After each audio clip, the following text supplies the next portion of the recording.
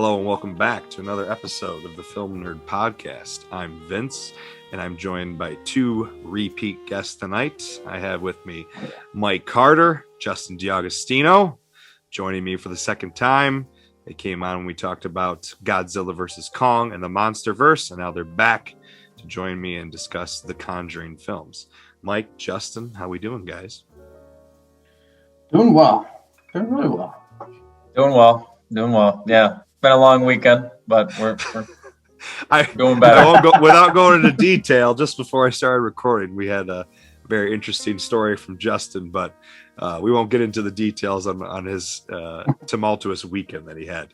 Yeah. Anyway, we can go ahead and we're going to jump right into it here and get into the discussion on the Conjuring films. We're going to talk about the main series. And then I was going to get their thoughts here a little bit on some of the spin-off films, which I'm not huge on. But before we get started, in general, overall, do you guys have any personal stories or connections in regards to these films? For me personally, I remember going to see the first one in theaters back in 2013, which is crazy. That was 8 years ago that the first one came out. It doesn't seem like that long ago. But I took one of my good friends to go see it, and he doesn't like horror films. And I had convinced him that it wasn't going to be that scary. And to this day, he will never watch another horror movie with me again. Sorry, James, if you're listening. He was very upset. I remember him being like all the way down in his seat the whole movie, like with his hands like right here the whole time, just looking over him. He jumped more than once going, dude, fuck you for bringing me to this. It's funny you say that because I actually saw it in theaters too with my mom, who loves scary movies, and my little brother who will watch them. He's not crazy about them. And that movie, it messed me up, and it was terrifying. And I love being scared, but that movie, even after the fact, and I don't know how old we were when we saw it, but I had trouble sleeping. I probably was, I had the lights turned on here and there. But it's so bizarre because I just kept on coming back, and I've watched it probably 5 or 6 times after the fact now too. So so have I. Dude, I got to the point where I saw Conjuring, and you wake up to go pee in the middle of the night.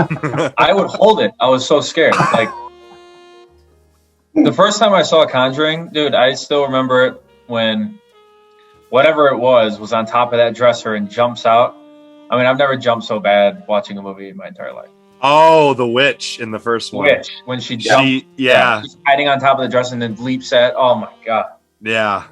That got me, dude. That one got me too. And it's funny because I was just in Kentucky visiting my grandmother, and we watched the first one together, and then that scene still holds its weight completely, and it's still equally as terrifying. I still went like this. It still fucked me up. And I can still, out of all the Conjuring movies, what sticks in my head is the image of that fucking witch's face. I guess it'd be the makeup and the costume design for her, because I think it's an actual actress just with a bunch of makeup on. It's absolutely horrifying. The other scene with her that always gets me, and I remember in theaters it especially made my hair stand up, is when I can't remember the wife of the family. She's taking a nap and she's sleeping, and all of a sudden the music cue kicks in and the camera goes from behind her head and she's hovering over her and vomits into her mouth to possess her. I remember that scene. I remember that getting under my skin. Yeah. Dude, they're zoomed in. It's like a close up, right on her face. Yellow eyes. Oh yeah. You know what comes to mind actually? Skin. Watching scary movies, over the years. This isn't specifically Conjuring, but just scary movies in general. There's always a girl, lady. You walk into a room and there's girl, lady that the person knows, and they're facing a wall, and all you see is just their long hair. You see the back of them. If I ever walk into a room and there's somebody, I'm out. I'm not being hey, you okay? I'm gone. I'm running out the door. It's terrifying. That applies to a few movies, like The Ring. The Ring, yes. Paranormal Activity, staying in the corner in the basement. Oh, Paranormal Activity. Or not Paranormal Activity, Blair Witch Project. I mean, Blair Witch Project. The Ring is like, when I think back, the movie that messed me up the most when I was like, I don't know, a kid. That's the one that did it for me. Ring got me, but The Grudge got me actually worse. I've only seen parts. I've never watched the whole thing. It was basically a spin-off of The Ring. Yeah, I know. Rip-off, but I just remember The Grudge had the yeah. That's why it didn't scare me. I just thought that part was stupid. It got me. So it sounds like let's get into The Conjuring, the first one specifically here. But it sounds like that one in particular. You guys have seen the second one, right? You guys have seen the sequel that came out in 2016. I don't know if you guys rewatched them. I rewatched the first one and the second one a couple weeks ago, leading up to the new one coming out. And I've seen both of them quite a few times. Like Carter said he'd seen the first one 5 or 6 times. I probably have as well. And the second one I haven't seen as many times. I do like, we'll get into that in a little bit here. I do like the second one, but not as much as the first one. But so The Conjuring 2013, and obviously we just kind of started talking about it a little bit, but directed by James Wan, American supernatural horror film. Written by Chad and Carrie Hayes, who worked on the subsequent sequels as well. And I remember when it came out, one thing that made it really popular in the marketing is they kept talking about how it's based on the true case files of Ed and Lorraine Warren. And I had never heard of, I don't know about you guys, but when this came out, I had never heard of Ed and Lorraine Warren. I think it's kind of crazy how because of these movies that they're like a part of like horror pop culture now. Like I feel like everyone probably knows who they are if you didn't before, just because of these movies. And honestly, some of my favorite parts of all of these movies are Patrick Wilson and Vera Farmiga. I think that's what makes these films so watchable, is that the characters are really good, in particular the Warrens, but usually even the families stick out. And I really like this movie because I've always been a fan of Ron Livingston, who plays the dad of the family being haunted from The Office Space. Great 90s comedy movie. I always liked him in that movie. The wife, Lily Taylor, she does a pretty good job. And then obviously you always have a soft spot for a group of, 5 teenager little girls. I mean, they're a family of pretty much all girls. And it's supposedly the real life reports of this story are what inspired the Amityville Horror, the original Conjuring film. Really? Yes. So the Perrin family is the name of the family, was being haunted in Rhode Island in 1971. And the Warrens went and investigated, and apparently it got national news attention. And the Amityville Horror and everything that happened there apparently was inspired by this. And the Amityville Horror supposedly has been determined to be a hoax. I don't know how much you guys have looked into some of those real life horror stories or anything, but that's where the dad was possessed, right? And ended up. Yeah, but there's a lot of evidence that the people involved made it all up, and the Warrens were involved with that too. The Warrens actually were a part of that case. And I think The Conjuring 2, the cold open for that film, is the Amityville Horror, the first 10 to 15 minutes of the movie, if I remember correctly. I think that's what they show at the beginning, yeah. But going back to the original film, I think this is a great movie. James Wan, who obviously did the original Saw with Lee Winnell, and he did the Insidious series. I mean, obviously he's gone on to do some other things, but he directed this film. And some of the things that really stand out to me, and again, I don't know when the last time you guys watched it, but rewatching it recently, and you kind of see it again in the subsequent sequels, even though the third one's not directed by James Wan. We'll get into it. The camera work always stands out to me. He has a lot of really long takes, lots of close-ups, and he's got a really good use of sound. He always knows when not to use music. He knows when to do like very creepy sound effects, a door creaking, a chair making some sort of a noise, like the rocking chair on the porch when the cop goes to look, someone whispering, the hand clap. That was always really big. Forgot about the hand clap. The hand clap. Yeah. I love how he uses that to reincorporate a scare later on, how the girls are playing that clap and hide game. And then when the mom hears the clapping later on, she thinks they're out of bed. She looks around, they're all in bed. And then you immediately know, it's the ghost. And then when she gets kicked down the stairs after the one claps right in her ear, oh man, that sequence always freaks me out. Oh yeah. But I think in addition to the way he builds some of the scares in this original film, it's very simple. The first Conjuring film is very, very simple. I mean, it's a family in a house. They're being haunted, and the Warrens go to investigate. And obviously, there's some more details from there, but I think that also keeps it very effective. This movie, I think, is an hour and 45 minutes, hour 50, maybe hour 45. And upon rewatch, I forgot how quick. I mean, it flies by. I mean, there's very yeah. Well, the first time I watched it, it seemed like it was like 4 hours. There's you no just fluff. want it to end. Yeah. Yeah. There's absolutely no fluff. I mean, And it's nice too. I mean, you're absolutely right. The pace is super fast. There's never a point where you're bored or not entertained or engaged with the movie. And what I really liked about the first one and the second one too, the third one didn't really have, is that there's a tiny little break and there's some bits in there where there's some comedic relief. yeah. Might be not that funny, might be a little corny, but It's lighthearted, some lighthearted moments. yes. And then when they're kind of getting ready to like set up all the stuff in the first and second one, that gives you a little bit of a breather. They're playing some good tunes. It's kind of, I don't know, it breaks it up a little bit, which I enjoyed. The first one has a lot of good classic rock songs. In addition Yeah. to the like really creepy score, there is actual classic rock that's played a lot in the movie. And there's, like you said, there's a lot of good sequences where the characters kind of get to stop and talk and, you know, share some fun moments, like the breakfast they have when they're all spending time together. Some of the banter between the cop and the kid that's working for the Warrens. There's some funny moments in the first one like that. And you're right, it does kind of help break it up, get you a little bit of a breather, because I feel like every sequence that ends up being scary, it ends up, once the movie gets going, gets pretty intense. Obviously, kind of the beginning, it kind of slowly builds, but once it really gets going, I mean, the other sequence that I kind of already mentioned it, but the clap and hide sequence, when all the pictures get knocked down off the wall, I remember that scaring the crap out of me in theaters. You hear the kids laughing, and all of a sudden, all the pictures go flying down off the wall and crash over the floor. There's a lot of sequences like that. They just they build up. Another great sequence in the first one is when Lorraine Warren is hanging up laundry and the wind blows it off and it blows onto a figure, then blows up to the window and it blows away, and the witch is standing in the window.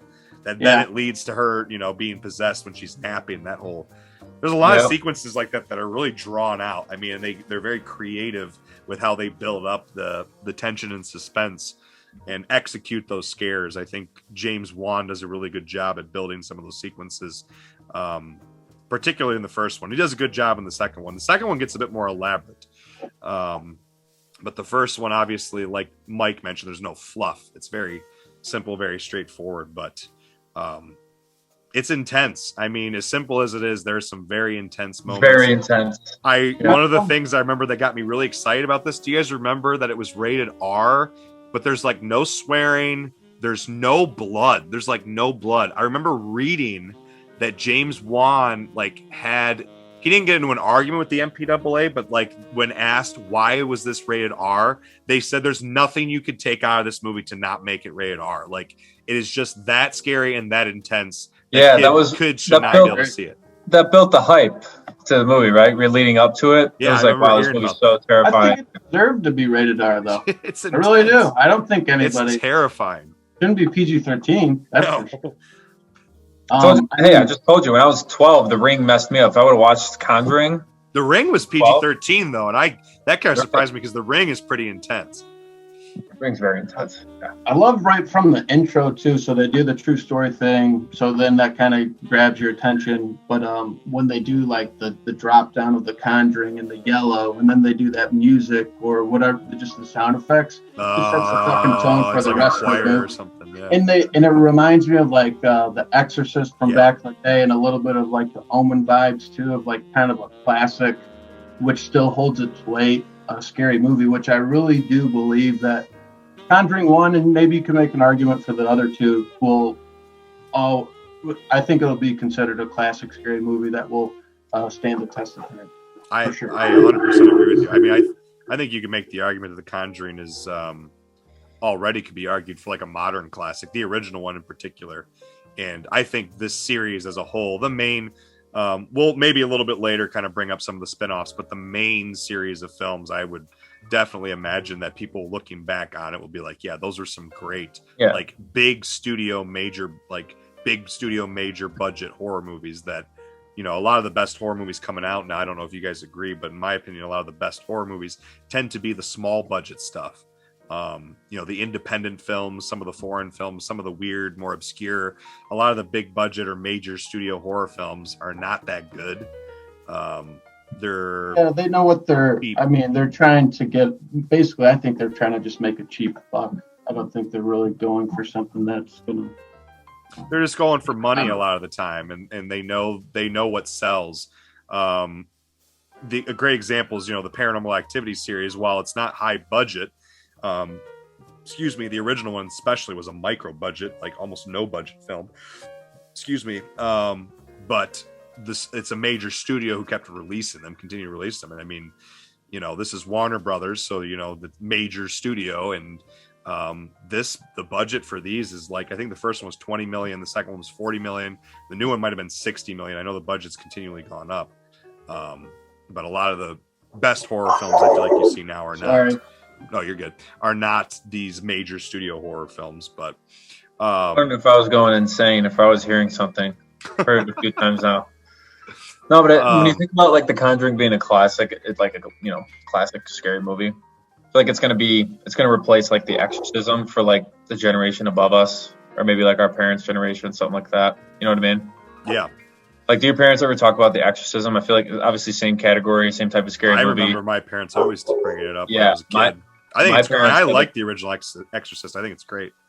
My parents say it's the scariest movie that they saw when they were. I watched that with my mom too. Yeah, that's like one of the ones that she like pretty much kind of ruined me, I guess. Now that I feel like that's kind of probably why I like scary movies, kind of the, you know. Yeah. One thing that I wanted to, we'll probably even touch on it over the next two movies too, but just the common theme of good and evil. I love that premise. I love the devil versus God. Do I believe in it? Yeah, I think I kind of do. And I love it. And I think that's one thing that makes me super engaged with the movie too, and just really appreciate it. It's just good versus evil. I like just how simple it is. Yeah. And I there's a lot of horror films that either have far more complex themes than that, or there's not really overt good. It's just evil, kind of, you know, some theme that's just kind of wreaking havoc throughout the film, and then maybe doesn't have so happy an ending. That's the other thing, is all three of these films pretty much have a happy ending. Yeah. No one dies. Oh, I guess I should. Well, anyone listening, you should already know spoilers. I mean, if you've been listening, spoilers. But no one really dies in these movies that I can think of. The families that are haunted. Prior to the third one, right? The one right? Yeah, we'll get into the third one, but obviously there's a murder in that one that kind of starts everything off. But like, other than that, like the first two movies, there is no death. I mean, no one dies. The families are haunted, and they end up just being exorcised. They have the exorcism done, and the demons go away, and you know, they're a little traumatized, but they're moving on with their lives. So I always think that's very interesting, and I like that you brought up the good versus evil. I like that you also brought up, Mike, the kind of style of the movies, like especially the opening credits and the music. They continued to use that through all three films. The cold open, all three of these films have a cold open, although the third one we'll get into a little bit here. The cold open is related to the story, whereas the first one, the cold open, is about Annabelle, who ends up being tied in later on. The second one, the cold open, is, I believe, the Amityville Horror, and the nun, the thing, shows up and ends up tying in later. So those cold opens and those two are a little bit different. So that's what that's called, is a cold open? Yeah, it's similar to like a sitcom, right? Where like before the credits come up, sometimes you have sitcom, you have like a scene that opens the show, and then you do the credits. Learned something today. I that was what that was called. Yeah, I would consider it, classify it as a cold open, both of these films, because then the credits are played. It opens with that, and then the credit, you know, the opening scroll with the title sequence and the true story and all that opens up after those initial scenes. But the first two are unrelated, whereas the third one is related, and we'll get to that in a little bit here. Do you guys have anything else you want to add on the original? Otherwise, we can jump into the sequel here.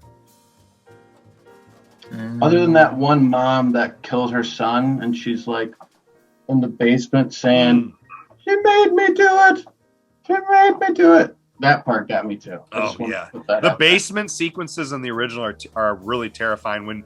When Lorraine falls down the through the walls, and she's underneath like part of the foundation of the house, and the witch comes swinging down, and her feet turn. You just see her feet turning. It's stuff like that, though. It's so visually, it's so creative. James Wan does such a great job because it's very simple, but it's a very unique idea in terms of how to execute the scares, like showing her feet, not showing her, just her feet, and then watching her feet turn as you can assume she's turning. Like, he just does a lot of really cool things like that, and I think you got to appreciate it. And I think it'll, like Mike said, add to the timelessness of this movie. I think it's going to always hold up. There's not really CGI in these movies, at least not much. It's mostly makeup and props and costumes. The second one has a little bit more with the Slender Man thing, but a lot of those sequences are in the dark, so that kind of helps. You know, if the CGI ever gets dated, it'll be hard to tell because it's at night. But unless you guys have anything else, we can move on to the second one. I'm good. Move on. So the sequel, Conjuring 2, came out in 2016, and like I mentioned, they actually doubled the budget. So the original film was $20 million, made $320 million. It was quite a successful movie. The original made a lot of money for a horror movie. The sequel, they doubled the budget, $40 million, and it made $320 million. So still made quite a bit of money, even on the doubled budget. And then the Conjuring 2 takes place in England. So obviously a big departure from the original one, but pretty much the same premise. It's pretty much the same thing, right? You got a family who's very poor, big family. I would argue this family is a bit more poor than the first film. Obviously just a single mom, a lot of kids. I think this one, there's 3 kids, a boy and 2 girls. 4. Correctly? I literally just watched it the other day. 4. Was it 4? 2 boys and 2 girls? 2 girls. Yep. Yeah, whereas the first one we have 5 girls. So big families, haunted house, some sort of a demon. The only thing I would say is in the first one, you had like some spirits in the house that were like being stuck there because of the witch. And in the sequel, we have like these spirits or ghosts that are now being like used by the witch, which ends up being the nun, Valak, right? Is the demon's name, Valak, that Lorraine, during another exorcism in the cold open, which I think again is the Amityville Horror that she runs into, ends up being the same demon in this film.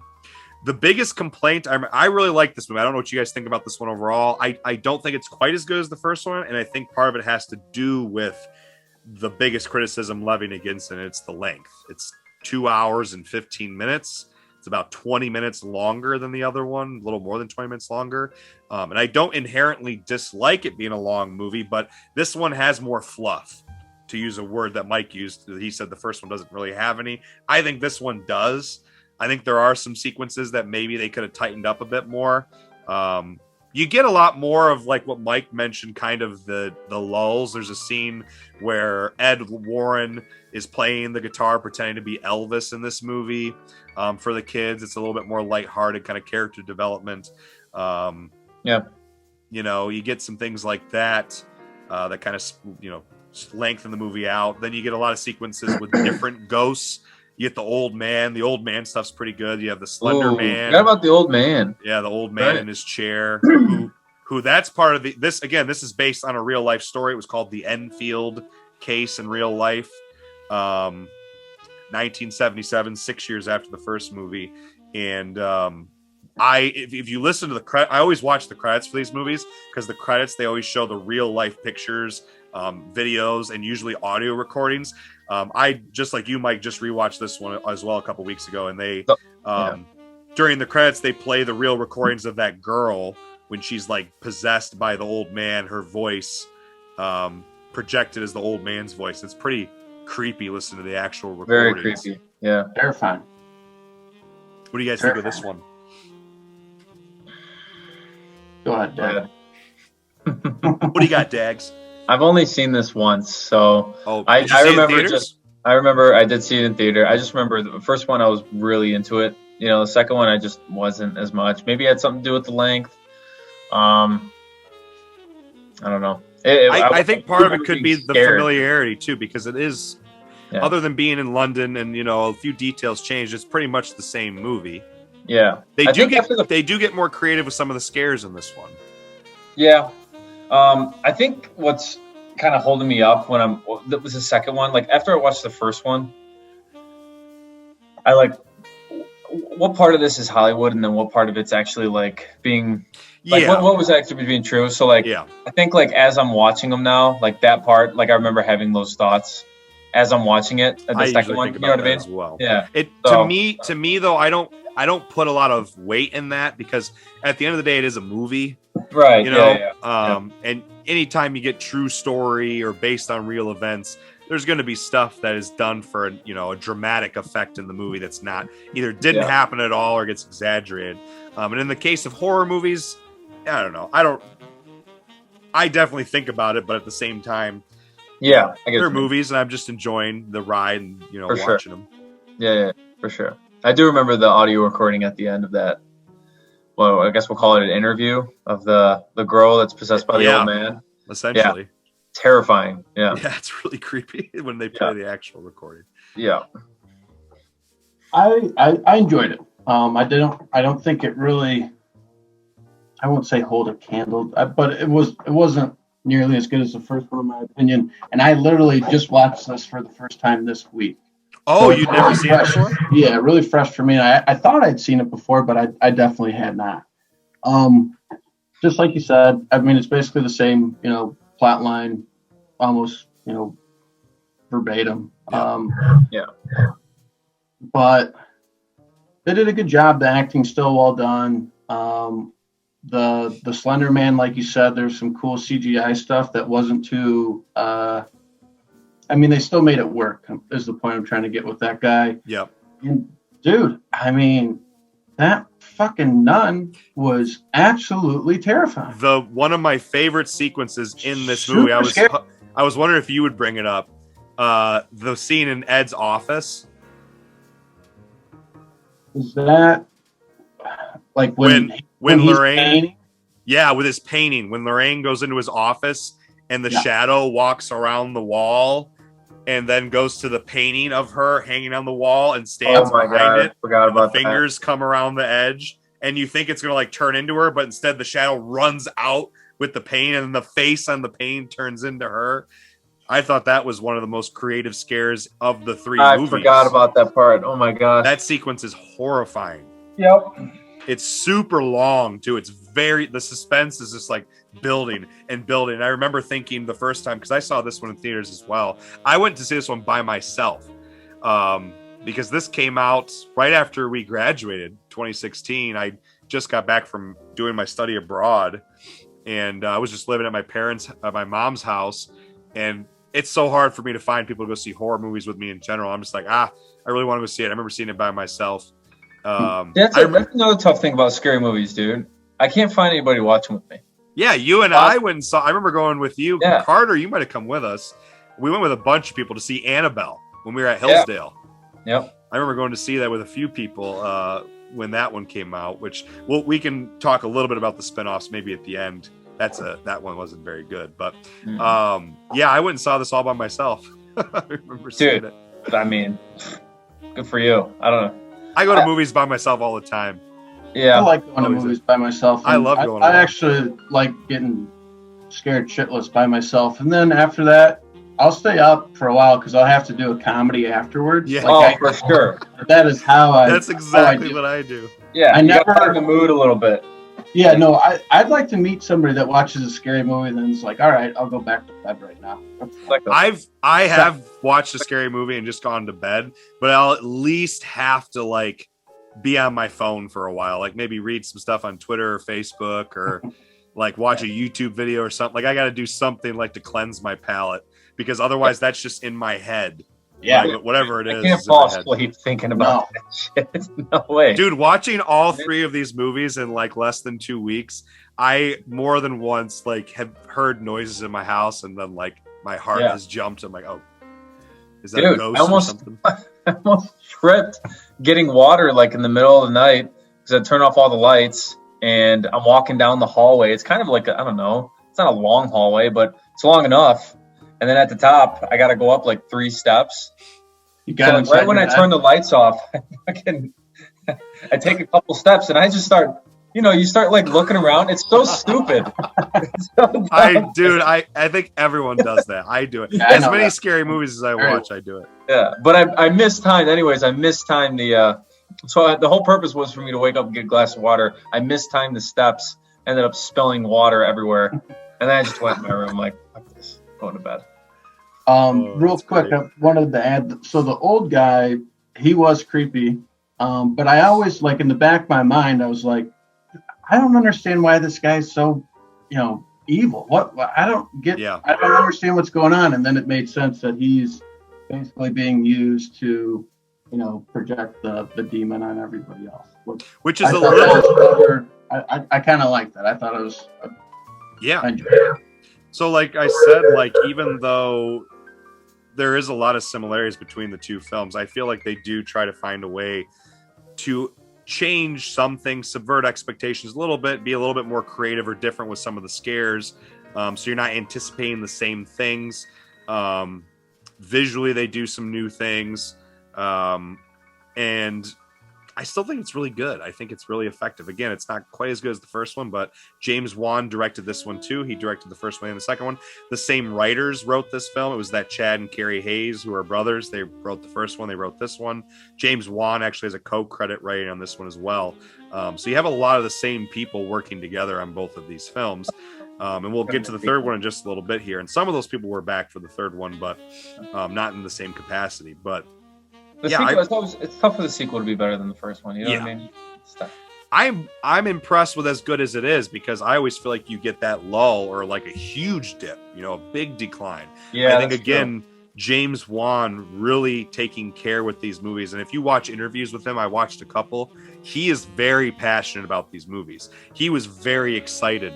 Apparently, he was a huge fan of Ed and Lorraine Warren before this ever came to fruition as a series. Like he knew all about them, like loved, because he's huge into horror. He's he made Saw. I was gonna say, that's not surprising at all. Yeah, he did the Saw movies, Insidious James movies. Wan guy's a fucking weirdo. He's Australian too, which is great. Like he's really into this stuff from all the way down under. He loves this stuff. But he's very when he talks about this stuff, he's super passionate. He loves it. So I think that also attributes to the fact that these are so good, because he cares. Like he wants them to be good horror movies. He doesn't want them to be like crappy movies. That's a good point, because I bet there's a bunch of directors in Hollywood that get handed, like the Saw number 10 or they just had 9. Massacre, the new one's 9. Oh, no shit. I didn't. Samuel Jackson there, but you were exaggerating, but they were making a Saw 10 after the 9th one just came out. But you know what I mean? Like the guy that's directing that, he's going to be like, he's not going to be happy about it. He's just doing that for a paycheck. So yeah, it definitely does. It shows in his movies. That's for sure. Oh yeah, for sure. I mean, there's a lot of movies, especially horror films, especially horror franchises, that I 100% agree. Just after a while, they just become, the studio's like banking on the fact that they're going to make a big profit on it. The director's like, hey, if I do this, maybe I can get some money to make a passion project, or, So I agree. Most of the time, they're just not very good. And with this series, the main films, the main Conjuring 1, 2, and 3, we'll talk about the third one in just a moment here. I think, again, it dips a little bit as well in the third one, but they're all still pretty consistent. And I didn't know that. I didn't know it was the same director, but that definitely... Excuse me, sorry. One, it makes sense as far as the style goes for 1 and 2, and then it also, you're right, that it shows that he really gives a shit. Yeah, and I think even some of the other films he's done, if you guys aren't familiar with James Wan, he's also the guy who did the Fast and the Furious 7, which apparently I haven't watched any of those movies, but apparently that's considered like one of the best ones. I'm so tired of the Fast and Furious movies, dude. I haven't seen any of Who them. is watching these movies, dude? They're making tons of money, so someone's going to go watch them. So ridiculous. But he made the seventh one. Hold on. I'm sorry. I got to bring this up. Did you hear they wanted to combine Jurassic World and Fast and Furious? It's a real thing that they're working on. I swear to God. That's hilarious. To God, dude. I would just go see that because it sounds so funny. So ridiculous, dude. Gonna have velociraptors driving these cars and shit's gonna explode. It's so ridiculous. I cannot believe it. But yeah, like a movie like that, think of how much money it's gonna make. No, it sounds hilarious. Yeah. No, but James Wan, again, he's done the Saw films. He's mostly been a producer on them. He only directed the first one. He did the Insidious movies. He did the first two. He did both of those too? God, the first two. Weird, he was a producer on some of the other ones. Insidious was terrifying. Insidious is really good as well. That was a good one. That little creature when it was like, tiptoe through the window. I remember you always at Hillsdale used to do that little song. He also did the Aquaman movie, which is really silly, but it's a lot of fun. He did Aquaman? He did Aquaman. James Wan directed Aquaman. Which is a really goofy, over-the-top movie, but I think he does a good job with it. He apparently has a brand new original film coming out that was supposed to come out last year and got pushed, and it's going to be on HBO Max in September, called Malignant, which sounds terrifying. It's a new horror film from James Wan, based on a story by James Wan. It's an original horror film. It's coming out in September. Warner Brothers is distributing, so it will be on HBO Max. That's going to be terrifying. Malignant. I can't wait. I don't think there's been a trailer released for it yet, but like the poster for it looks creepy, and just the name Malignant. I mean, it sounds like it's going to be pretty horrifying. Disturbing. Yeah. I'm excited for that. I anything James Wan does, I'm always ready to see what he does next. I think he does a good job. He cares about the movies that he works on. So yeah, do you guys have anything else you want to add about the second Conjuring film? Otherwise, we can get into the new one. Let's rock and roll. Let's get into it. So the main attraction of the hour, the main talking points, why we're getting together in the first place and even discussing the first two movies is because The Conjuring 3, after being delayed by a year, it was supposed to come out last year, but because of the pandemic, it got delayed almost a whole year. So this is the third film. It is not being called The Conjuring 3. It's being called The Conjuring, The Devil Made Me Do It, which I kind of like that they did that with the title to kind of avoid the redundancy of seeing a number in the title over and over again. Try to switch it up. Yeah, switched up a little bit. And that second title, alternate title, is pretty creepy. The Devil Made Me Do It. It's also the nickname of the case, the real life case, which this case is probably one of their most famous. I looked up some of the articles and stuff about it. It was international news, and it happened in 1981. It was a huge story. It was a huge story, and basically, it's the first time in documented history in the United States. Apparently, it happened before in England, and they mentioned it in the movie actually, where a person argues possession as the reason for committing a murder. So this actually happened in terms of the case. Now, the details of the film gets back to what Justin said in terms of what's Hollywood, what isn't, what's exaggerated, what's, for the purpose of making an entertaining movie. But the actual case, the general idea, this did happen in Connecticut in 1981. The guy's name is, I think it's pronounced Arne. It's spelled A-R-N-E, Johnson. And so he did murder... I can't remember the guy's relation to him, who he murders. Was it his landlord? Is it his landlord who he murders? It's like his employer. I think it's someone he worked for. Yeah, well, he lives there, though, right? Yeah. He lived there? Yeah, I was a little unclear on some of the relation of, like, the house and what they were at, where they were doing. Was that the Karate Kid? No. The actor? I don't think so. The guy who plays the main kid. I think it was. What was it?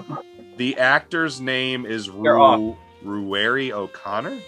Okay, all right, I'm off. He's actually, this is only his fifth film. He's only done 5 movies, so he's kind of an unknown. He's done a few TV shows, very much. I feel like that's pretty common though with scary movies. Besides what is it, Lorraine and what's the guy's Patrick name? Wilson and Vera Yeah. Farmiga, who play the Warrens. Yeah, Ed Right. and Warren. Besides those, Yeah, they're characters, big names, obviously. Yeah. Well, it's because it's probably difficult, right? Taking a big name and plugging them into. John Noble makes an appearance in this movie, who played Lord Denethor in Lord of the Rings. He's really old in this. He plays the retired. My God! That was Denethor. No way! Yeah. God, I hated him in Lord of the Rings. He's an asshole in Lord of the Rings. Yeah, he sucked. He's eating those like grape tomatoes. Man, I want to kill that guy. Oh, dude, that scene it's engraved in my mind. Him eating the tomatoes. Hate it. They zoom right in and it sprays around. Yeah, it's. Ugh. Yeah, that actor, he plays the retired priest whose daughter ends up being the one. We'll kind of get into it here. But I saw him in the movie, and I'm like, God, he looks familiar, dude. I did the same thing. I was watching him like, why is this guy so familiar? I was like, I recognize his voice, and then it hits me. I'm like, he's in Lord of the Rings. I'm like, his voice, because the voice is what was getting me. I was like, oh my God, it's Denethor. And I double checked because I was like, he looks so old though. And I'm like, I guess it has been 20 years just about. So he's, like 70 something years old now or whatever. But I thought he did really good job. He's another somewhat, not a huge name, but he's he's done a lot of things. But he did a great job. I really liked his character as like a minor character in the movie.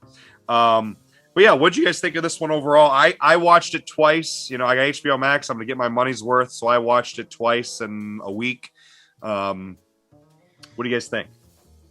So what was cool was this was my first movie theater experience since the pandemic. Nice. And so went with my grandma. She pays for everything. Got a huge, large popcorn. Red Vine, Twizzlers, Sour Patch Kids, the works. And me and my brother got a double Jack and Coke too, so that was cool. But it was IMAX. That sounds like a great selection. Oh yeah, it was great. It was perfect. But it was IMAX, and so like all the sounds were just. Oh my God! Oh, dude, we're going. It was. You're really going for it, huh? Well, I didn't even know it was IMAX. My grandma bought them, and I was like, "This is IMAX," and she was like, "Yeah." If you think about it, there's not that many movies out right now. So this is one of the biggest movies that's currently out. So they're probably like, we got to put this on, one of our biggest screens. And Quiet Place 2. I don't think there's like another close second, right? Yeah. But overall, I liked it. I would probably give it maybe the nod over the second one. Just because it's a lot different than the first two. It doesn't follow the same narrative. I think the second one was actually scarier, but I think the third one was. I totally agree. Yeah, it was maybe not maybe a better movie. You liked it overall because it just wasn't the same thing. It literally wasn't identical to what number one was. It was a lot different for sure. Yeah, but the entire storyline was different. Like the fact that it was based off a real case, Well, they're all based on real cases, but the first two, I think, have like the most. Well, murder. I don't know. I guess maybe that's what drew me more to it. More like the possession, like with demons. And this one is actually about somebody cursing somebody, which I always like that type of shit too, with like cults and stuff. So I like that whole thing. Yeah. The first two, though, I think as a viewer, we're a little bit more distanced from in terms of the realism because nothing really happened. You know what I mean? Like, in your opinion, like, I'm trying to think how to word this. Like, if you were not involved with the first two movies, like those cases in real life, you'd be like, oh, they're lying. Their houses they're like lying about it being haunted. But like this, somebody was murdered. Like, something actually came out of it. Someone died. You know what I mean? And it was a pretty brutal murder. I mean, the guy was stabbed almost 24 times or whatever. 27, more than 24 times. It was like 27 times. So did the witch exist in real life? Was that? I have not had a chance to look into details about this film. That's that couple that claims all of this stuff. I'll tell you what, they're probably making a lot of money, or their family is, off all this stuff, and I'm going to bite and I'm going to get their book for sure. I'm really fascinated. Are you talking about Ed and Lorraine? Yes. Okay. There's a lot of people who call them, and I think, is it the second film where they're on a TV talk show? I think it's the second film. Yeah. And Ed gets all upset with the guy who's interviewing him, and that was real. That talk show, because the second one, I think during the credits they show footage from the talk show. So there is a lot of things that really happened, but in terms of the actual cases, I mean, they have audio recordings, they have pictures. I don't know how much video is available. Other than interviews, I need to look more into it if is some video recordings. I mean, they have that guy who works for them who always, in all three films, is the same actor who's recording everything that's happening and helping them out. But in real life, I don't know how much actual footage they have. Something different with this film, and I kind of already mentioned it, is the cold open is related to the movie. Whereas the other two, they were unrelated. Right? Ended up being an item.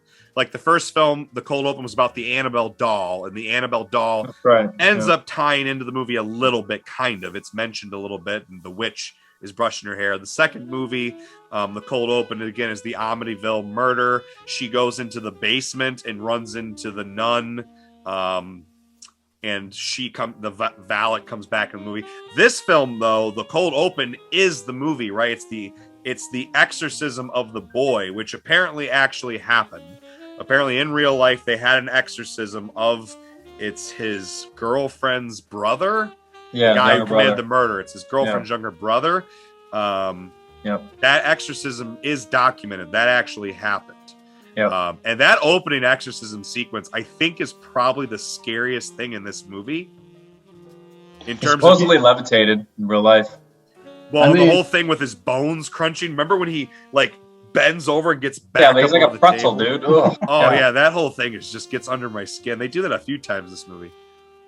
The big difference between the third one and the first and second is just like right from the rip, it is balls to the wall, scary, and there's really no like. You're not easing into it. There's nothing in between to where you're like, all right, get to chill, a little relaxing. You know how I was saying, like they kind of break it up. Yeah. Second, this one, just the entire movie. It's just scary. The entire thing. I hadn't even thought about that. You're right. There really isn't. There's not a lot of moments where the characters kind of sit down and talk. Well, no, because something happens right at the beginning of the movie. The exorcism happens, and then they're pretty much investigating the whole film, and every place their investigation takes them, something happens. Right. Yeah. And the murder morgue shortly after that. The morgue sequence is terrifying.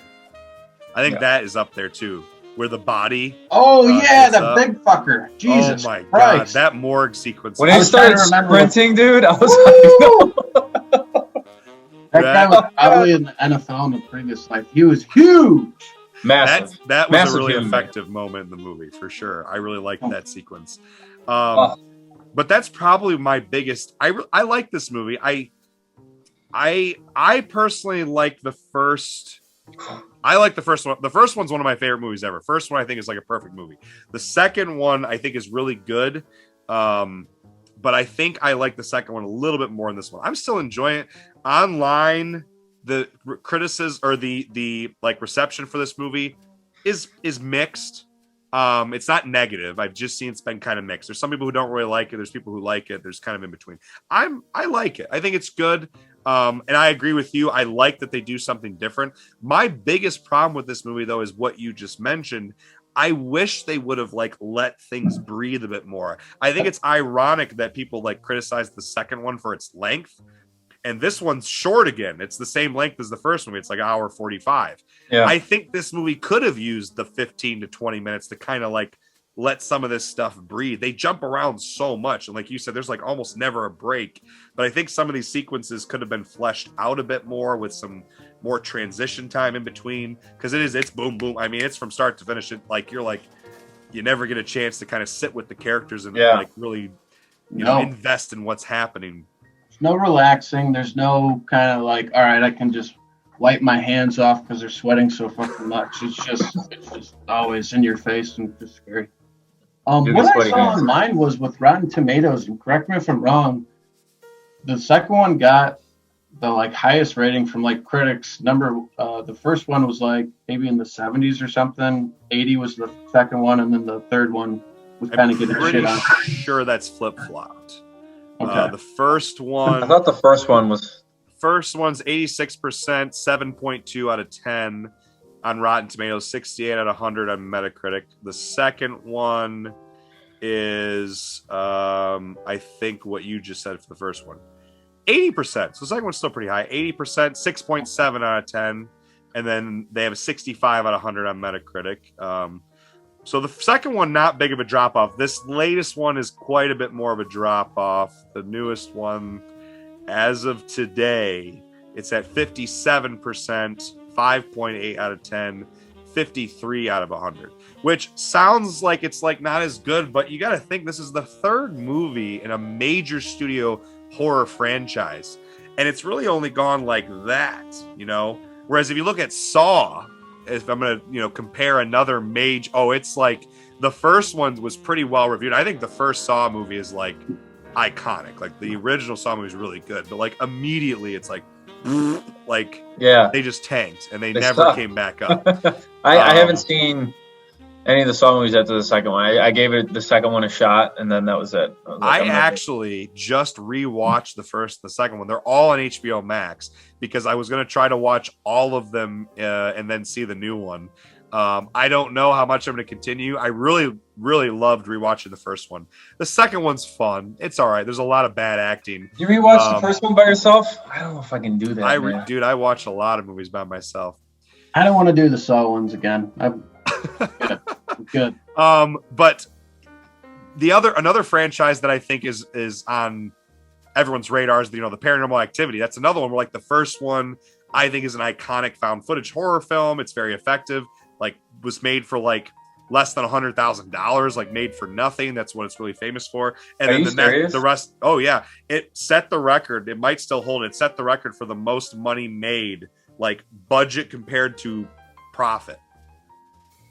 It was made for like $100,000 after the studio bought it, and it made hundreds of millions of dollars. I always like those stories. Dang.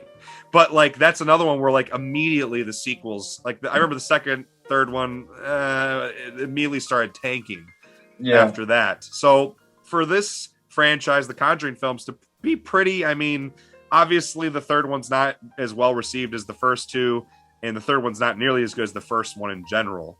But I still think it's good. Like to be on the third movie in this franchise. I saw a critic whose reviews I value. He compared it to like watching a TV show, right? You're following the Warrens on all these cases. And sometimes when you follow characters in TV shows, sometimes there's some episodes that aren't as good, but you like the characters, so you're still going to watch anyway. I thought it was a really good analogy, and I think it holds true. Like, I hope they keep doing more of the cases. Like, I will keep watching. If they keep adapting the cases, they keep Patrick Wilson and Vera Farmiga. They can't lose them. Watching. Yeah, if they lose they gotta them, keep them. Everything's screwed. But this one was cool too because it wasn't a demonic possession, like I said earlier. So you actually got to see like the witch. Like in the first one, it's the witch, but she's dead and has been dead for forever. So she's haunting everybody. Second one, it's like a demon, whatever. But the third one, you actually get to see the witch, and like the way that they were doing like her sorcery, and like when she goes up like that shit. It was scary. Yeah. This one though, I wasn't like after the first and second one, kind of messed up and a little on edge. This one, after it wrapped up, I wasn't having trouble sleeping at night. At all. Liar. It didn't scare me. I think again. And I guess before we can continue any more with this conversation, I also want to mention. This is the first one of the three that's not directed by James Wan. But you could tell for sure. You could tell, but I think his name is Michael Chavez. And actually, when he was announced, I was worried. Do you know what other film he directed, horror movie that is in this franchise, but it was one of the spin-off movies that's really bad? Is it Annabelle? No, he did The Curse of La Llorona, which came out... I haven't seen that. He came out in 2019. That's a spin-off of this? It's supposedly as part of the Conjuring franchise, like it's one of the spin-off movies. Like it involves that couple. They investigated the case. It doesn't involve the couple, but it makes references to other things. I gotta let somebody in real quick. So just you're good. But like it makes references to other things in the franchise. Okay, I got you. Yeah, I haven't seen that. That's on HBO Max too, I believe. Yeah, I think so. But I was worried because that movie was so bad, so poorly received. I was like, But I think he does a good job of kind of impersonating some of the things that James Wan does, like the sequences in terms of the creativity of how the scares are created. Like the morgue sequence, I think is really creative. Yeah, for sure. I mean, the scene where the little kid that I think this is when he started getting possessed, right? Was when he jumps on the waterbed. Yes. You know, I mean, that's new. Creepy. We haven't seen something like that in this series. Or before the exorcism sequence in the beginning of the movie when he hides in the bathtub. Oh, and the hands are part of like the knobs on the curtain, and at first you don't realize it until the fingers move. I thought that was really like a creative visual. It was, dude. Then the blood comes pouring out of the shower. Intense. And then the next scene where he comes running out of the shadow and stabs his dad in the leg with the glass. I jumped so badly when I did that. Like I was like, I think I was looking at my phone real quick, and then I looked up and like the kid. So when I'm watching the movie. Kids in the corner in the shadow. They're like, "Hey, you're all right." I look at my phone real quick. I think I got a text or something. By the time I lift my head up, the kid's like from the camera angle, the kid's right there, like running at. Oh, I jumped. Oh, he comes sprinting out. We're talking, Mike, about the. I was just mentioning how like this director is very creative with the scares, even though it's not James Wan. Like he still does a good job with some of the sequences, even though you can tell it's not James Wan. Like one of them being the. Early on during the exorcism scene right before when the kid's hiding in the bathroom and how he comes sprinting out of the shadow and stabs his dad in the leg with the glass. Like that was a really terrifying sequence. That was a good one. Then they did like the classic blood scene with the shower and everything. I liked that a lot. I thought that was good. Yeah. Trying to love how the witch had her own lair, which was actually like a tunnel from her dad's place. That is one of the things that when I watch this a second time that I don't understand. That to me is kind of like a plot hole. Like her dad, like how it's in his house. So is the dad? Are you supposed to assume that he like knows what she's doing, but he like, even though he doesn't, so he's like protecting her. I don't know. That was the vibe that I was getting for sure. Yeah, that's what I assumed. Maybe. I don't know. Yeah, and I'll be back. You're good, but like some of the things he says, like the retired priest, he makes it sound like he doesn't know what she's doing, or like that he's playing dumb, I guess. But like, I think he's playing dumb, especially the first time that they talk to him. And then remember when she comes back, like they're in the conversation. I can't remember what I keep forgetting her name. Lorraine. She's like, "You knew all this time," and he's like, "Well, it's my daughter," you know. So I feel like he just, I don't know, was like buying his time and like wasn't revealing it. Yeah, it's almost inevitable that he knew. This is what I think. Like it was inevitable. He knew that eventually it was going to come to this, but he was just, you know. To me, that reveal though ends up like, because I watched this movie twice. Like then when you watch the movie again, it makes a lot of things seem kind of not maybe silly, but just kind of like a little lame. Like when the reveal ends up being that like she's been in his basement the whole time. Like she's just right there. Yeah. I don't know. I guess you could argue either way that people probably liked it. Like maybe it's like, you know, that she's right there, you know, but I don't know. For me, especially watching it again a second time, it kind of made other scenes of the movie just like with him at his house when they're talking to him seem a little, I don't know, silly. But yeah, no, I get what you're saying. It didn't ruin the movie for me or anything. I still think it's a really solid entry in the franchise, and I still enjoy it quite a bit. I'm excited to see this movie's making money. I was glad Carter went to go see it. I would love to go see it in theaters. I just obviously with two babies at home right now. We're on summer break next week, and I'm hoping after doing some coaching in the morning, I can maybe go see some movies during the week in the middle of the day or something. When the kids are at you got quite the break coming up then, huh? Yeah, hopefully when the kids are at daycare, I'm done with coaching in the morning. I can start to go see some movies again, because I haven't seen a movie in theaters. Went to one in December and one in January, and then obviously I saw Tenet in August and September. But other than that's it since last February. You haven't seen Quiet Place 2? It's hard for me to get to. I just can't get to it. Do that in theater. I know you will, but I saw the first one in theaters, and actually I wasn't big on it. Really? Yeah. I kind of like the suspense build-up. How it's maybe I'll rewatch it and I'll watch the new one. We do a video on that too. Yeah, because it's different because there's. I'm hearing people liking the second one even more. Second one's really good. Yeah, that's what I'm hearing. Good. Yeah, like as well received as the original one. But I just don't know how much you're gonna like the second one if you didn't like the first one. Obviously, it's not that I didn't like it. I just didn't think it was as good as people made it out to be. That was my biggest problem with that first Quiet Place movie. Is I remember people were hyping it up. Well, it's different because there's no sound. It's like a movie with no sound. I know. I saw the first one. I really liked that aspect of it. Yeah. We were just getting into going back to the movies. I was saying how this movie made money, and Justin was talking. We started to talk about Quiet Place a little bit. The Quiet Place movie made a ton of money. Yeah. Already, this movie, The Conjuring 3, in just a few weeks, because I guess it came out June 4th, and today's June 15th. In just a week and a half, it's made 112 million. Nice. So it's made a third of the other movies.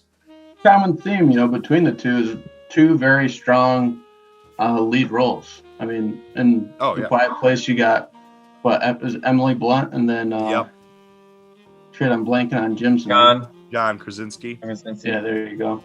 They did a great job, and so did the child actors too.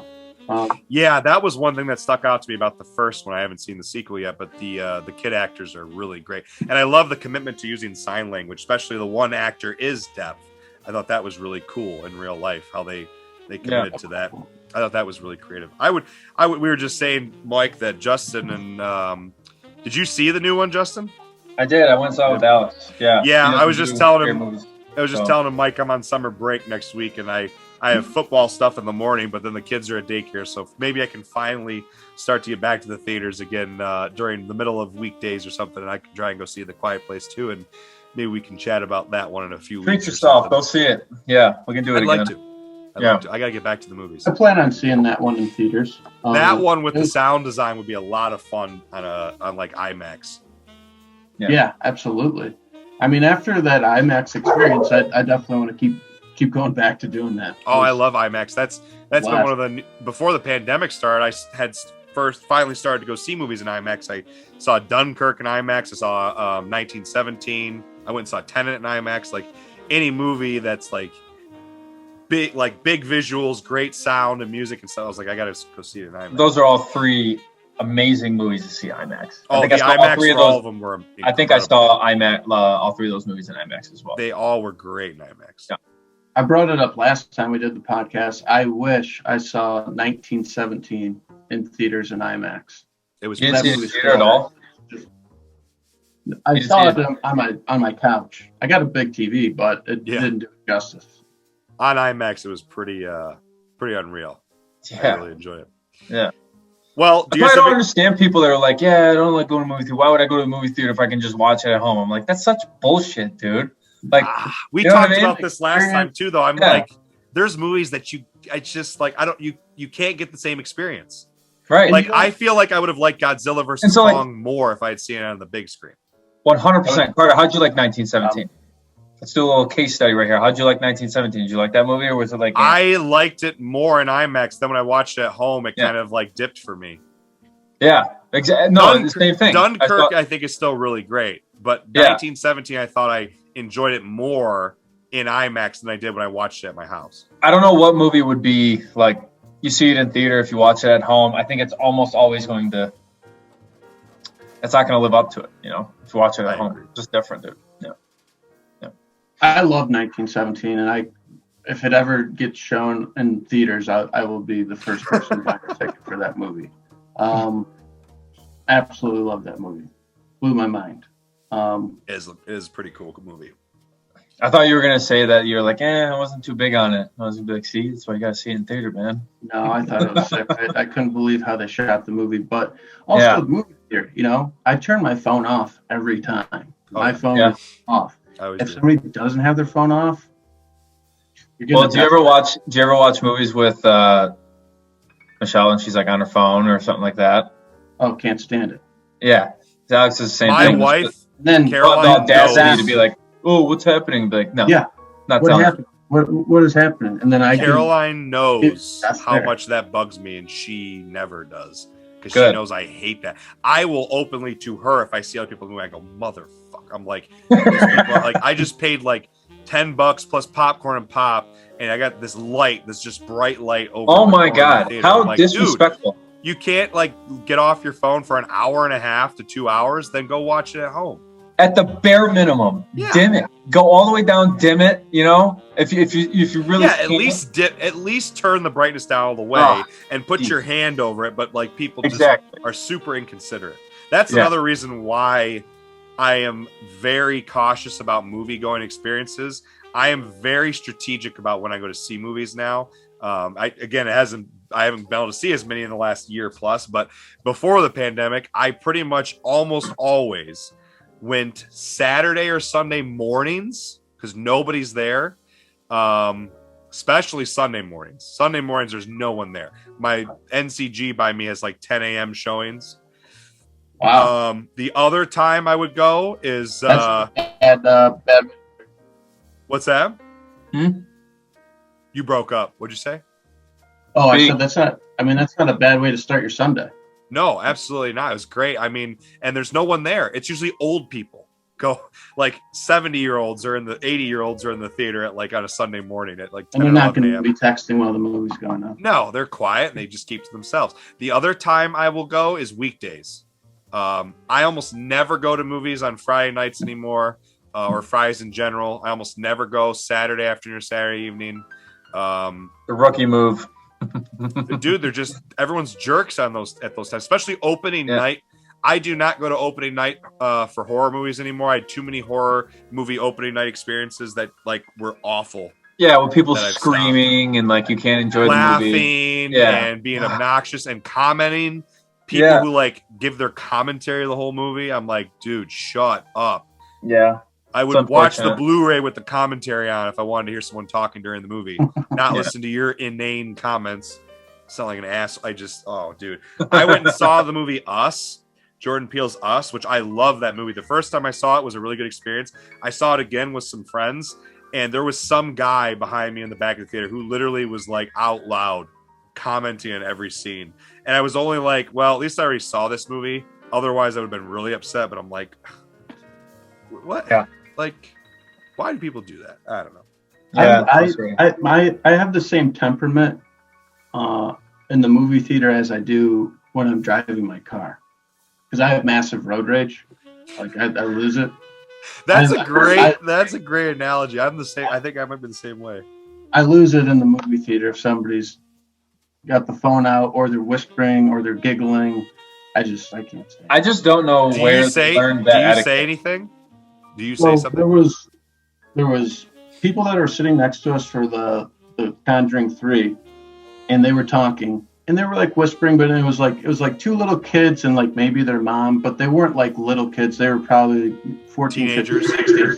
And so I asked Jackson, like, because the movie's going on, and I want to be dialed in. Yeah. And, like, I do it loud enough so that they can hear. I go, are they fucking talking right now? And then I look at them. And then the mom looks at me, who's trying to tell them to shut up. And then, from there, so I didn't directly talk to them, but I did it loud enough so that they could hear. And then I looked at them. I have never heard someone doing that to like passive aggressively get someone to be quiet in the theater. That's great. I might have to use that. That is as passive aggressive as it gets. You might as well just really look at him and say, fuck you. Yeah, but at least with the way he did it, without like directly coming at them, it would be super hard for them to respond. Like it like makes it really hard for them to say anything, but they clearly heard exactly what you said. Reminds me of the Tom Segura bit, dude. Yes. Tom Segura has a great bit about people in movie theaters. I don't know. Make it quieter. Get out. Get out. Make it quieter. Get out. Get out. Is that a fucking baby? Excuse me, are you killing your baby? When he goes, no. When he goes, well, can you? I'm trying to watch the movie. When he goes, nuh-uh. Nuh-uh. It's another, like he goes back to the movies, it's another baby. Nuh-uh. That is a good bet. I love that. And then one of my favorite lines that my wife and I say to each other all the time is he talks about how he leaves the theater, goes to get to the manager, tells them what happened, and the manager just responds, "Some people suck," and walks away. Yeah. Caroline, the best customer service line of all time. Some people suck. You're like, yes. Yeah, you're right. Yeah. What can I say? Some people do suck. But yeah, man, I'm also hearing right now with movies opening back up that like what Mike's, it sounds like wasn't too bad, but like some people having really bad experiences because people were stuck inside for years, just don't know how to behave in public. Yeah, I could see that. I mean, that's morons. I think that's going to be a common theme for the rest of us. I do the same thing. We found out about somebody pooping in a lobby, not too long ago. So not a lot of people know how to act in public. It's crazy if you hear. Yeah, I don't know who does stuff like that, but no. I feel like for the viewers now, they're all going to think that I'm the one that shit in the lobby. For the record, it was not Dag that shit in the lobby. I wasn't going to say that. I wasn't going to say that. Clear my name. No, but I am so careful, and I will be if I get to go next week to a movie. I'd like to try and go see A Quiet Place, but I am super careful about when I go nowadays because I know that there's a certain the type of moviegoer that goes to movies on a Friday or a Saturday night or like evening, late afternoon. There are people that don't care about movies. They just are bored, want to get out of the house, want to go do something in public with friends, and they don't give a shit about anyone around them. They don't care. Yeah. It's always a certain time. Now, there are exceptions to that. I will say my opening night experiences with like Star Wars films and Marvel movies tend to be like the people who really care for those big movies. Oh, it's a following, dude. Yeah. So I've always had good experiences with those on opening night. So I usually go on opening night for those movies, but horror movies, opening night, not anymore. I don't. The only time I was upset with like one of the Marvel movies was Endgame. I saw it in theater when everybody comes back. Like I literally had people in the row ahead of me. They stood up and were clapping and like screaming, and I'm like, okay, like I get it's a good moment, but can you sit down? Like those are like the people that in the airplanes, cheer and clap when you land. Yeah. Yeah. Like what you think was gonna happen? Yeah. I don't know. But yeah, see the movies during the week. That's the way to go if you want to avoid that type of crowd. You know what I mean? Yep.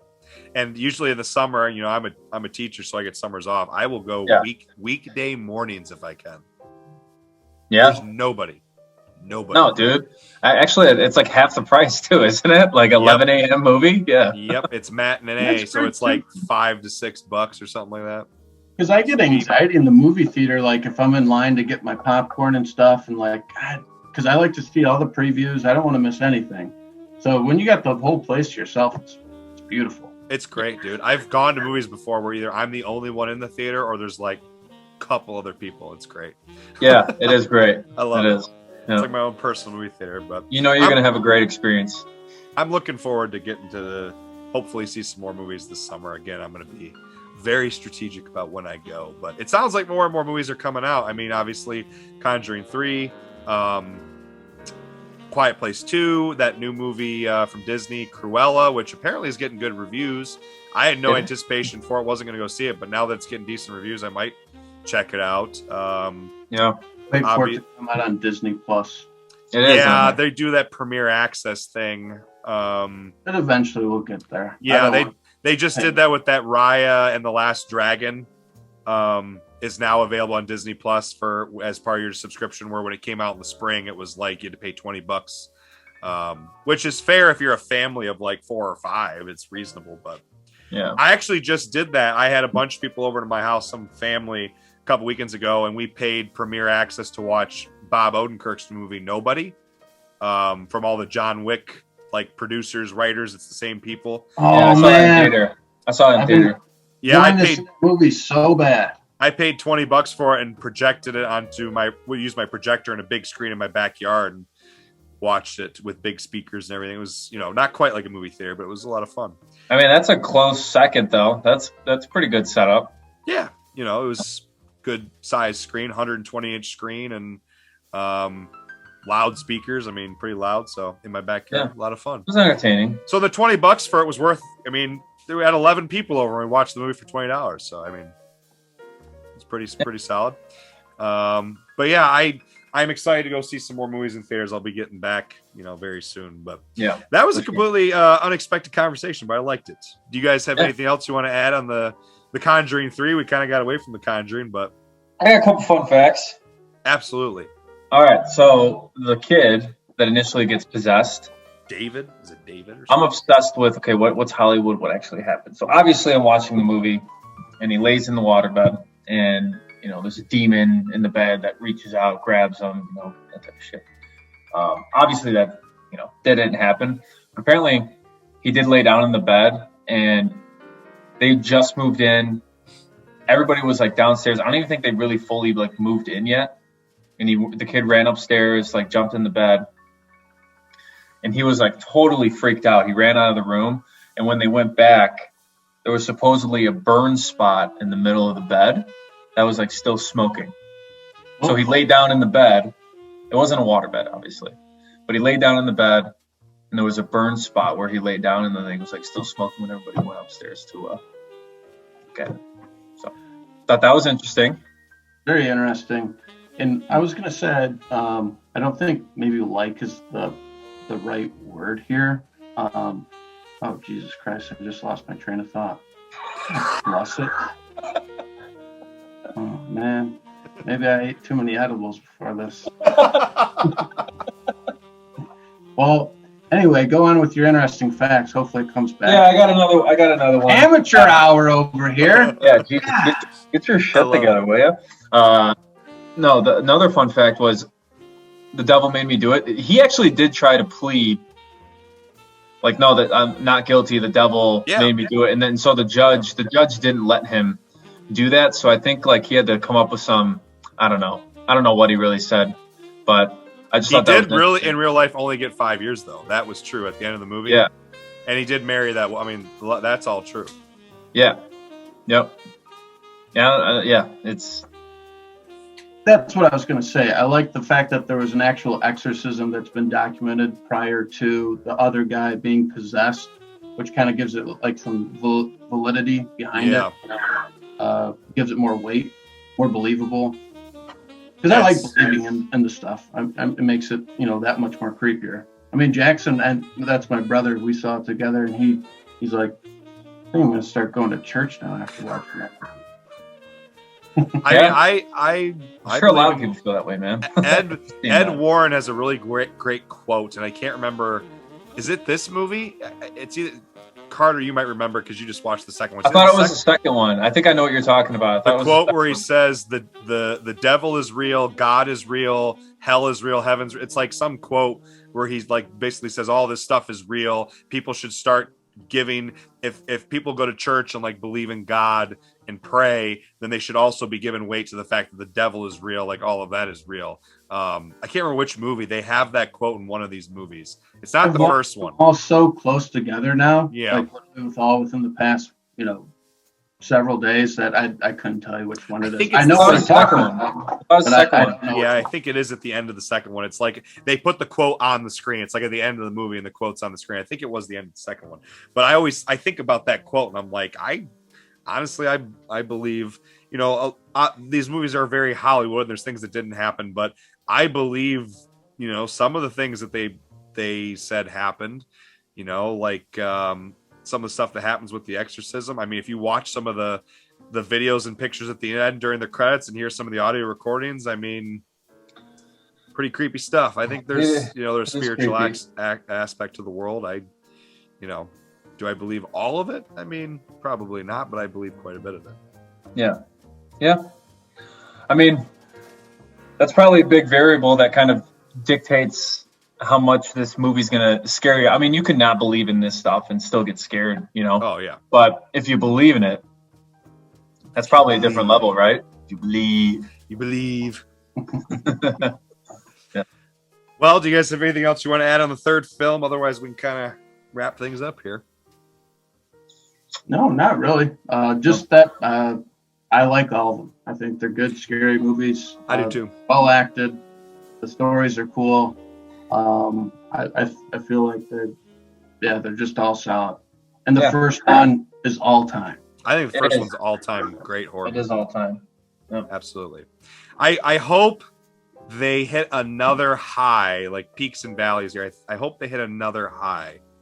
That's, the second one and the third one are good, but I want to see them do another one that's like, man, that's like as good as the first one, or maybe even better.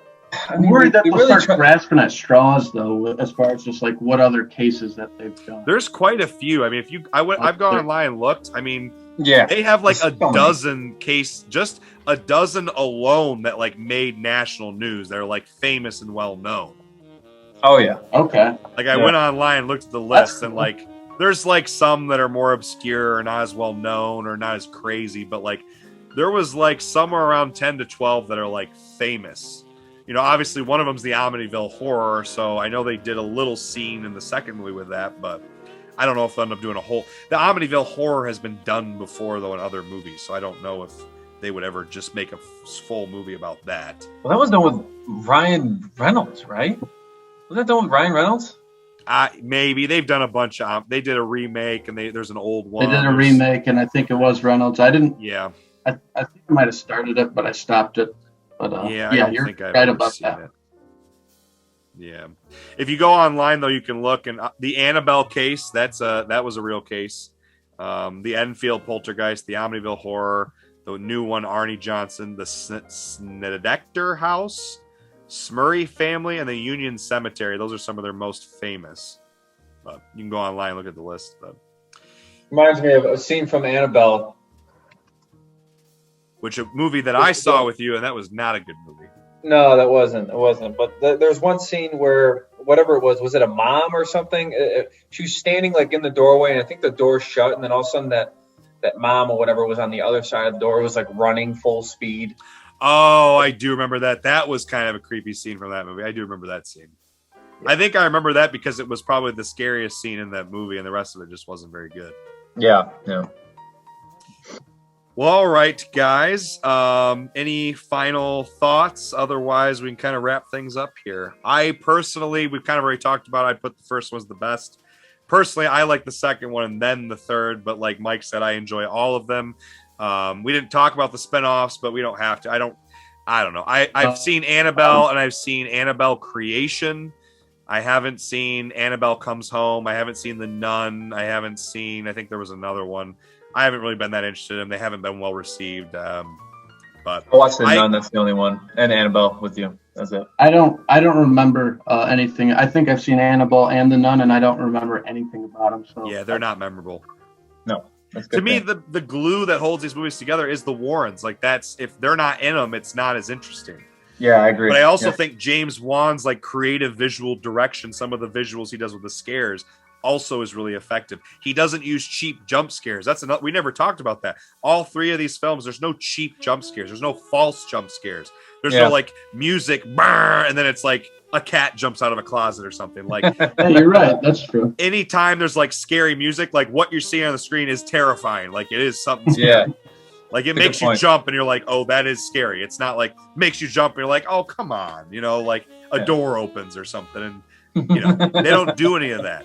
They kind of make fun of it. In the first movie, there's a scene where the door of the bathroom opens, but there's no music cue and the cop walks out and goes, what'd I do? Like they're all looking at him.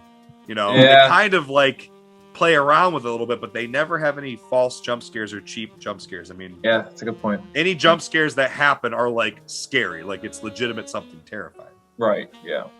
Which I think is you can't say for a lot of these kind of big studio horror movies. A lot of them have stupid. Oh, it's nothing. It's just a raccoon in a cabinet or something. I don't know, something stupid. Yeah, I got you. Yeah. Well, all right, guys. With that, we'll kind of wrap things up here. Thank you for joining me. If you were joining us and listening, hope you appreciated the conversation. Hopefully, you've seen the Conjuring films. Otherwise, you just pretty much had all three of them spoiled for you. If you're able to go out to a theater, I would recommend it. I would like to go see the new one in a theater, but who knows? HBO Max is also kind of nice. But like Justin said, you can't get the same experience at home that you get at a theater. So I'll be back into an auditorium very soon. Yep. Justin, Mike, thanks for joining me, guys. I'm sure I'll have these guys back very soon. Maybe we'll talk about The Quiet Place in a couple weeks or something. We'll see. We'll text and definitely be down. Thanks for having me. Had a blast. Really did. Great time chatting every time I get these guys on. But again, hope you join us next time. We'll be back with another episode very soon. I'm Vince with guests Mike and Justin. Film Nerd Podcast. Go watch some movies.